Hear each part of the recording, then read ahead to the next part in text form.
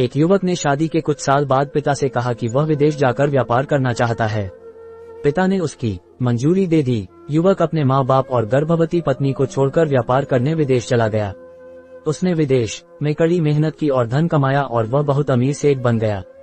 लगभग 15 वर्ष धन कमाने में बीत गए तो उसे वापस घर लौटने की इच्छा हुई। पत्नी को पत्र लिखकर उसने आने की सूचना दी और जहाज में बैठ गया। वह सेठ कुछ दिनों बाद अपने नगर पहुंचा। नगर के एक चौराहे पर ही उसने देखा कि एक व्यक्ति एक बोर्ड के साथ खड़ा था। उस बोर्ड पर उसने लिख रखा था बेशकीमती ज्ञान के सूत्र। सेठ ने उस व्यक्ति के पास जाकर पता किया तो उसने बताया कि मैं बेशकीमती ज्ञान के सूत्र बेच रहा हूँ। तो सेठ बोला, ठीक है, एक सूत्र मुझे भी दे दो। वह आदमी बोला, मेरे हर ज्ञान सूत्र की कीमत 100 स्वर्ण मुद्राएं है। सेठ को ये सौदा महंगा तो लगा, लेकिन उसने एक ज्ञान सूत्र खरीद लिया। उस व्यक्ति ने सेठ को ज्ञान का सूत्र दिया, कोई भी कार्य करने से पहले 2 मिनट रुककर सोच लेना। सेठ ने वह सूत्र अपनी डायरी में लिख लिया। सेठ को अपने घर पहुंचते पहुंचते रात हो गई। सेठ ने सोचा, इतने सालों बाद लौटा हूं तो क्यों ना सीधे पत्नी के पास पहुंचकर उसे सरप्राइज दूं। घर के चौकीदारों को इशारों से अंदर कुछ भी कहने से मना कर दिया और सीधे पत्नी के कमरे में गया। वहां का नजारा देखकर वह चौंक गया। उसने देखा कि उसकी पत्नी के साथ एक युवक सोया हुआ था। ये देखकर सेठ गुस्से से आग बबूला हो गया। वह सोचने लगा कि मैं परदेश में उसकी चिंता करता रहा और यह यहाँ अन्य पुरुष के साथ सो रही हैं। आज मैं इन दोनों को जिंदा नहीं छोड़ूंगा। वह गुस्से से अपनी तलवार निकालकर दोनों पर वार करने ही जा रहा था।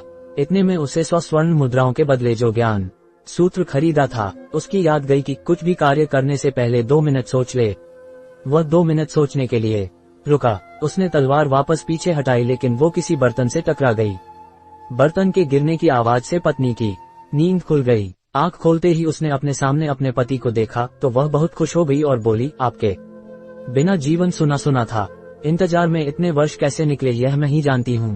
पत्नी ने इतना बोलकर पास सोए हुए युवक को उठाते हुए बोली, बेटा उठ जा, तेरे पिताजी आए हैं। युवक उठकर जैसे ही पिता को प्रणाम करने झुका तो माथे की पगड़ी सेठ के पैरों में गिर गई।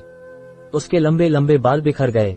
सेठ की पत्नी ने कहा, यह आपकी बेटी है, इसके सम्मान को कोई आंच न आए, इसलिए मैंने इसे बचपन से ही पुत्र के समान पालन पोषण और संस्कार दिए हैं। ये सुनकर सेठ की आंखों से आंसू की धारा बह निकली।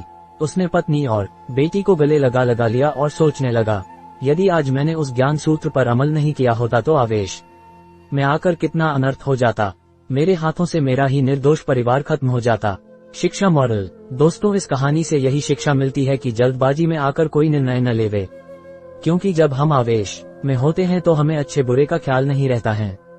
इसलिए गुस्सा होने की स्थिति में कोई भी निर्णय ना लें। कुछ देर रुके और दिमाग ठंडा होने दें और फिर सोचें कि क्या सही है क्या गलत है। वीडियो यहाँ तक देखी है तो वीडियो को लाइक और सब्सक्राइब जरूर करना। ऐसे ही कहानी वाली वीडियो कहाँ पर मिलेगी रहेगी।